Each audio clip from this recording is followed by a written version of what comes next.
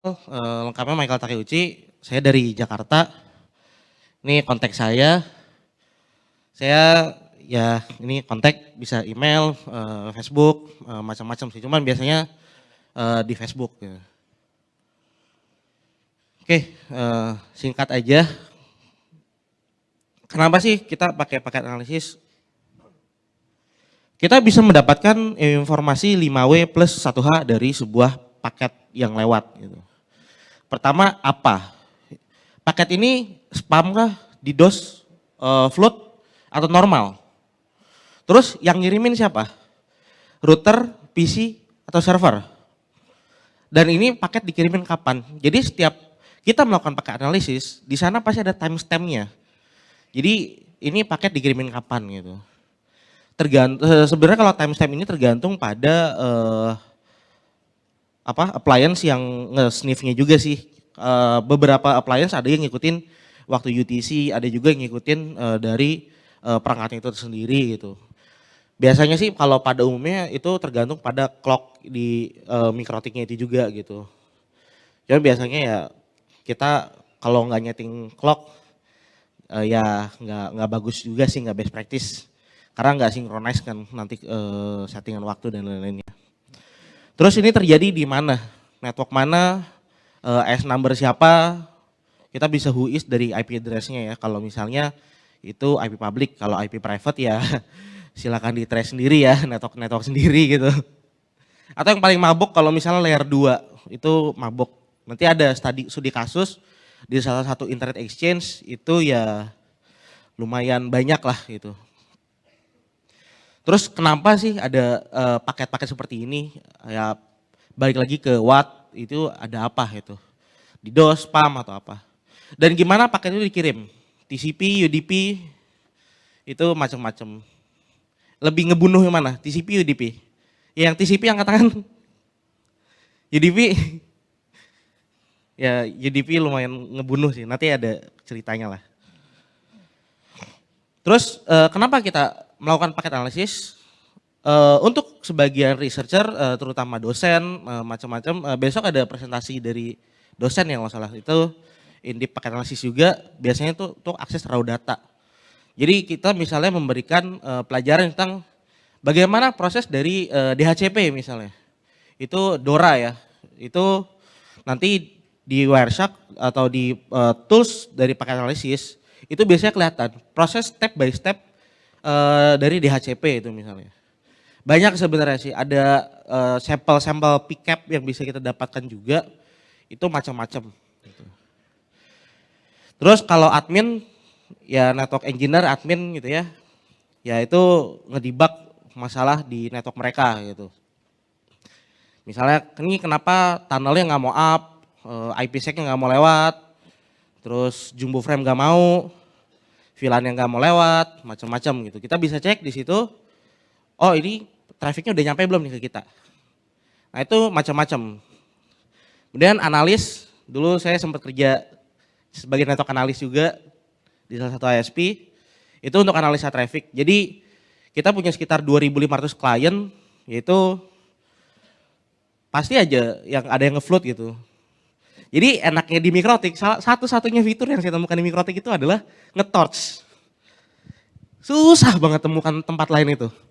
Tempat lain itu paling gampang NetFlow lah. Itu udah paling bagus. Dan NetFlow itu nggak real time. Dia ada intervalnya beberapa menit, 1 menit atau 5 menit lah gitu. Mikrotik ini ada torch gitu, itu udah nyaman banget lah gitu. Kecuali kita mungkin pakai routernya based on Linux gitu ya. Itu ada yang seperti torch, saya lupa namanya NFTop, macam-macam lah. Itu ya salah satu keunggulan Mikrotik lah untuk menganalisa jaringan tuh. Selain kita melakukan sniffing, kita bisa melakukan torch. Jadi kita nggak perlu repot-repot nyimpen pick-up-nya dulu. Kita bisa langsung lihat trafficnya secara real time. Oh ada flood dari IP ini, kita langsung cek routernya, kita sniff di situ. Soalnya kalau misalnya kita melakukan sniffing di router backbone, trafficnya misalnya berapa gig gitu ya, itu ya berat juga gitu buat ke routernya gitu. Jadi biasanya saya melakukan torch di router backbone, ternyata ada flood di situ, saya cek ke CPE, Saya melakukan sniffing di situ. Ya untuk menganalisa traffic dan respon insiden. Jadi kita bisa lihat, oh ada DDoS. DDoS-nya itu gimana, floatnya dari siapa. Jadi kita bisa nyari pelakunya juga nih, siapa yang rese sih gitu. Nyari penjahat lah gitu.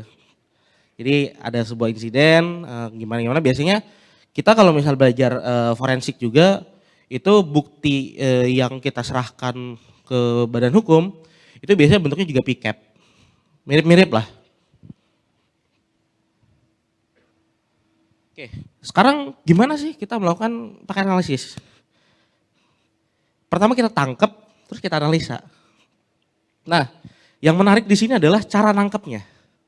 Biasanya orang-orang ini punya beberapa persepsi untuk cara nangkep.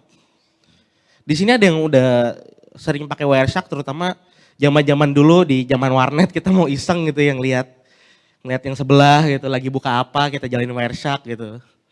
Ada yang sempat kayak gitu ya mungkin 15 tahun yang lalu, 10 tahun yang lalu. Berarti umurnya ketahuan itu. Oke, kita lanjut.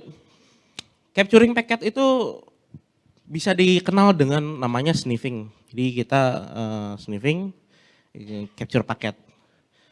Jadi capture packet itu bahasa secara positifnya, sniffing itu bahasa lebih ke security sih. Kalau capturing ya sebenarnya perbedaan bahasa aja sih, sama aja. Terus biasanya ketika kita melakukan paket capture, itu formatnya itu namanya PCAP. Paket capture. Common formatnya seperti itu. Sekarang ada namanya PCAP NG, cuman biasanya saya pakai PCAP biasa sih, karena itu lebih common dan bisa dibuka di beberapa aplikasi. Karena biasanya saya kalau untuk paket analisis itu nggak cuma pakai Wireshark, jadi pakai beberapa aplikasi lain juga. Itu kadang-kadang aplikasi yang jadul itu nggak support sama PCAP NG. Karena kadang-kadang itu tools-tools yang jadul itu masih kepake. Terus kadang perspektif dari sebuah jaringan itu sangat penting juga. Kita bisa melakukan in-band sniffing, kita bisa melakukan out-band. Bedanya apa? Kalau kita melakukan in-band sniffing, ini ada ya contoh kasus ada serangan lah ya dari hacker atau dari siapa gitu. Kita untuk mencapai ke si usernya ini, itu melakukan sniffingnya di perangkat routernya langsung. Jadi satu jalur yang sama. In-band ya, berarti trafficnya lewat situ, ya kita melakukan sniffing juga di situ gitu. Nah ini out-band, bedanya kalau out-band, kita punya perangkat sendiri gitu. Sebenarnya out-band ini lebih direkomendasikan, karena tidak terlalu membebani router. Sekarang gini, MikroTik adalah router.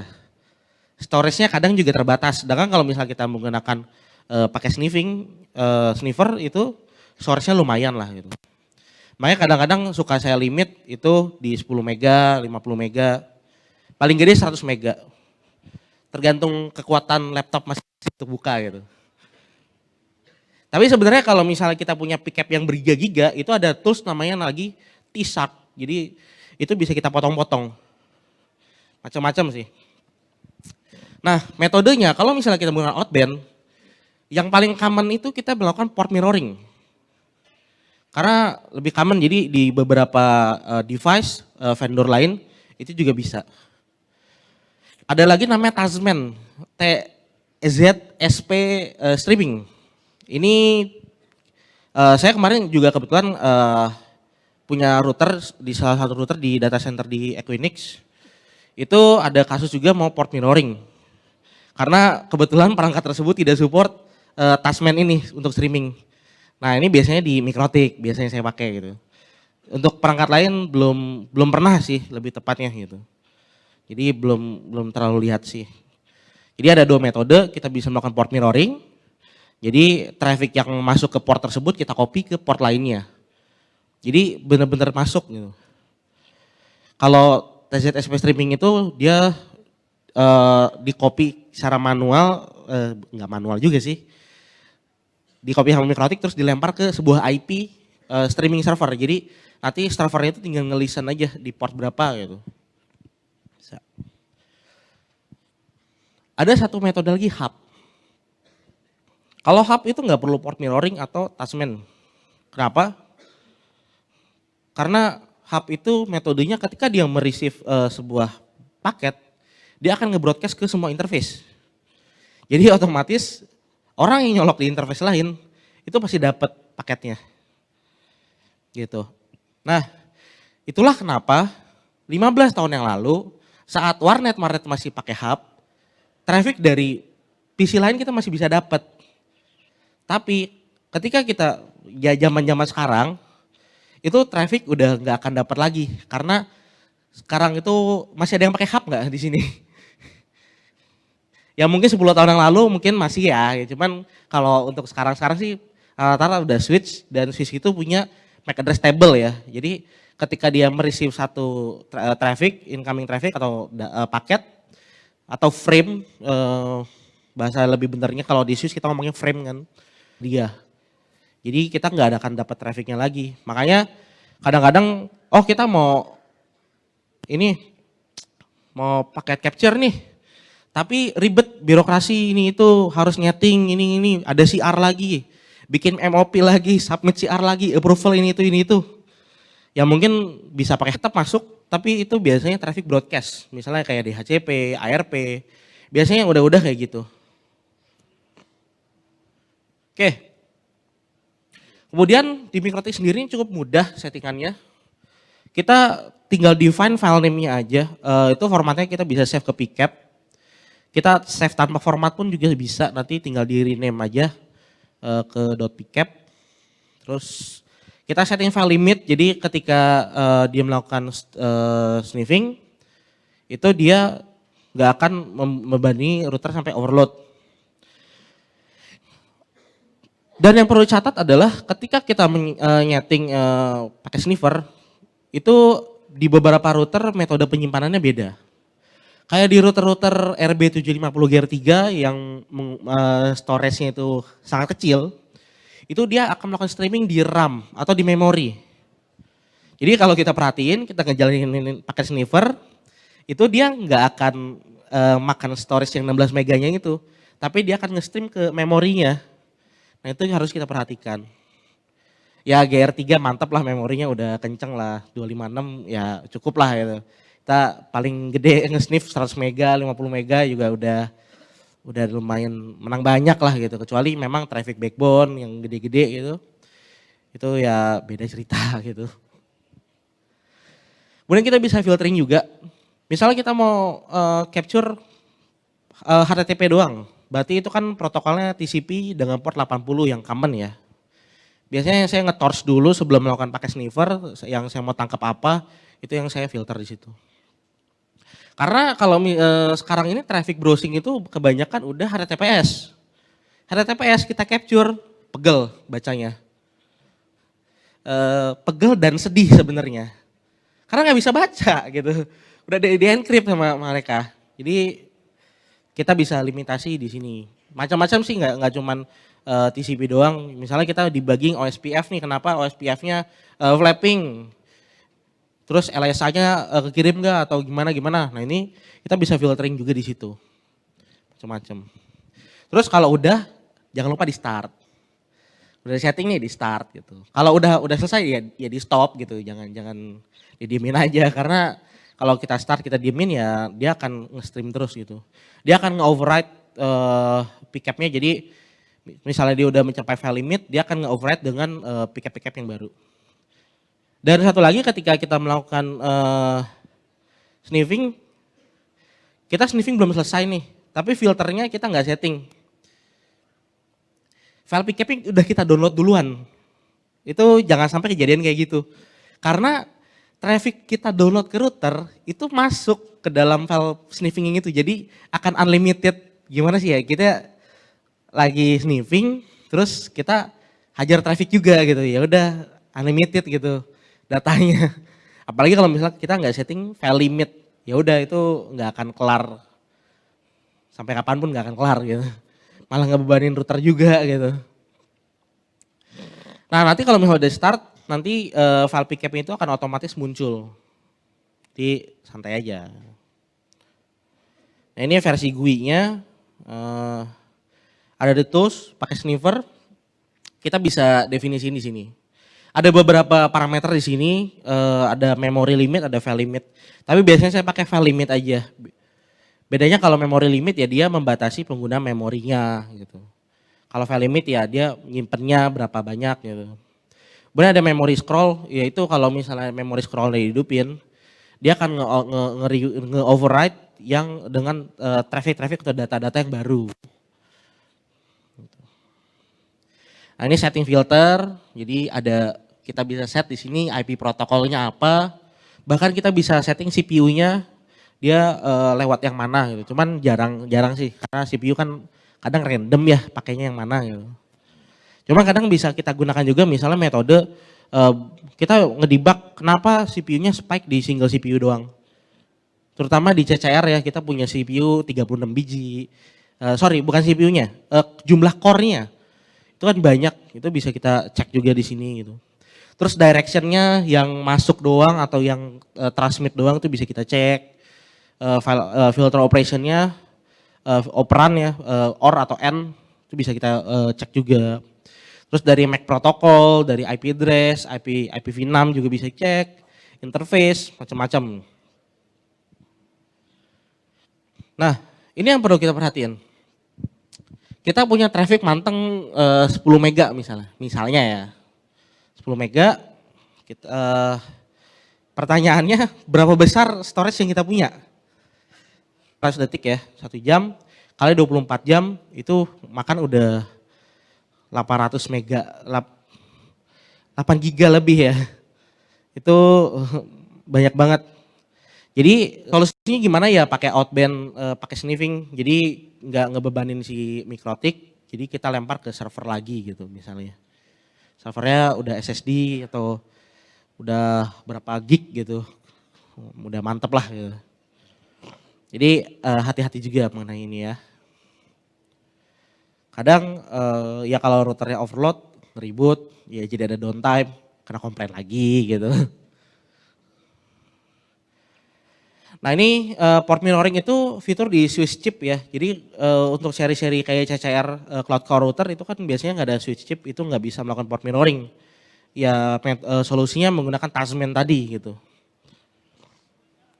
Nah kalau misalnya kita pakai Tasman, kita tinggal listen di port UDP 37008.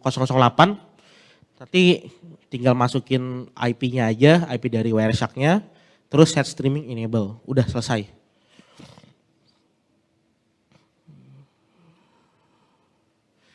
Atau bisa pakai by mangle juga. Jadi optionnya ada 2 tempat, mangle atau di ini ya, dipakai sniffer tools tadi. Oke, kita lanjut. Itu baru gimana kita capture paket. Nah, biasanya tools yang kita gunakan untuk menganalisa sebuah paket itu menggunakan Wireshark ya.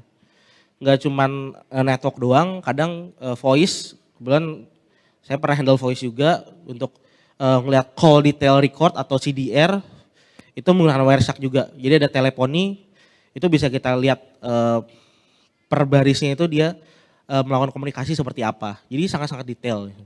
Dan biasanya yang umum juga ini gitu. Saya bukan sales Wireshark ya, tapi saya user. Oke, jadi GUI-nya kurang lebih seperti ini. Jadi tinggal kalau misalnya kita udah punya file pcap, kita tinggal open aja. Ini juga bisa listen macam-macam. Nah ini bisa listen di interface juga, di wireless macam-macam. Nah ini kurang lebih GUI-nya seperti ini. Ini saya menganalisa TCP flag yang SYN-nya doang. Jadi TCP flag yang ngirim sinkronisnya doang gitu. Jadi ada paket list di sini, terus detail paket header-nya apa. Mulai dari MAC address, macam-macam itu ada. Terus byte per byte-nya. Ya ini TCP di HTTPS ya, jadi bacanya juga sedih gitu. Udah terenkripsi semua. Jadi ya mungkin ya berdarah-darah juga bacanya gitu. Nah ini paket filtering, jadi kalau misalnya kita punya file pcap yang besar dan kita mau filtering misalnya port sekian doang, IP sekian doang. Karena saya juga pernah file 10 mega itu dapat broadcast ARP itu entry-nya sampai ratusan ribu. Itu berdarah-darah juga sih kan. Jadi cukup filter di sini. Ini ada cheat sheet-nya juga. Oh di paket live.net ini juga ada beberapa sampel picap kayak DHCP macam-macam. Itu kita bisa cari juga. Jadi lumayan lengkap lah di situ untuk paket analisis. Jadi kita bisa filter misalnya dari IP sekian, misalnya traffic DHCP doang, traffic HTTP doang, macam-macam. DNS doang, itu juga bisa. Fetching a message, kita bisa follow TCP stream. Jadi sebenarnya kumpulan dari sebuah message itu terbagi-bagi dalam beberapa stream. Jadi kita mengenal namanya fragmentasi ya, makanya beda-beda. Nah ini contoh saya kirim email, jadi SMTP yang plain. Jadi isi emailnya kebaca. Ini di salah satu instansi yang tidak bisa saya sebutkan. Saya juga lupa instansi mana. Ya itulah pokoknya. Jadi emailnya kebaca.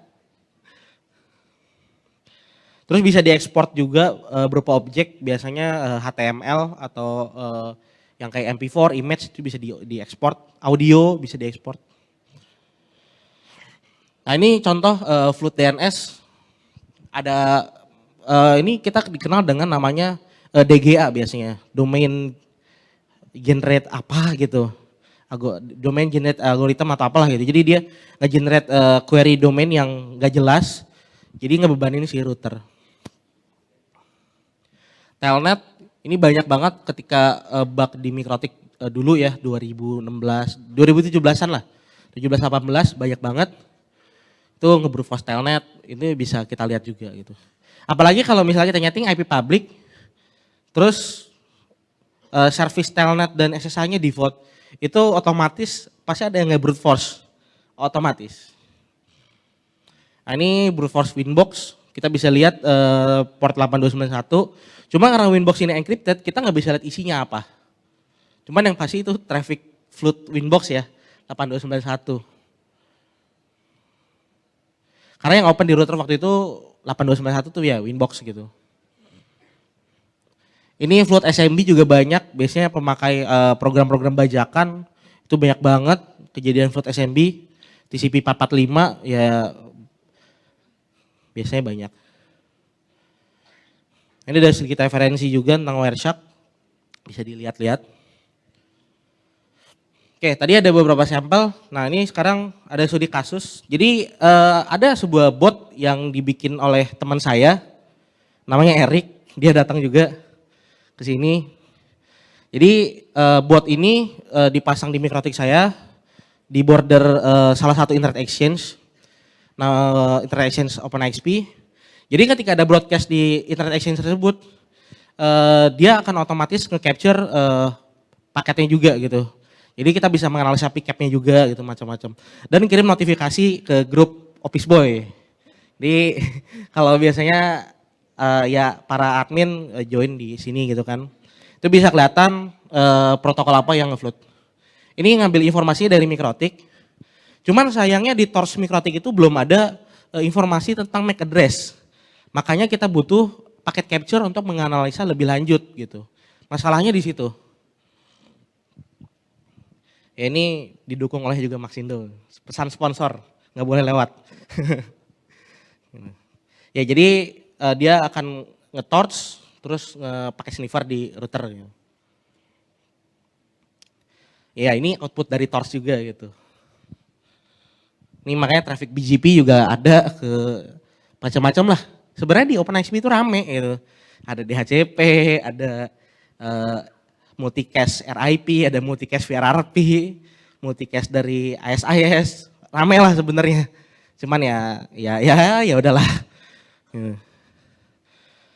Oke, ya ini salah satu studi kasus dan conclusion dari semuanya aman itu ya nggak gampang gitu. Kita menganalisa paket juga butuh effort, ya nggak gampang lah. Gitu. Jadi saya karena waktu itu cukup lumayan banyak klien-klien yang kotor, ya lumayan jadi panen gitu. Banyak klien, bikin tiket, KPI di kantor naik gitu.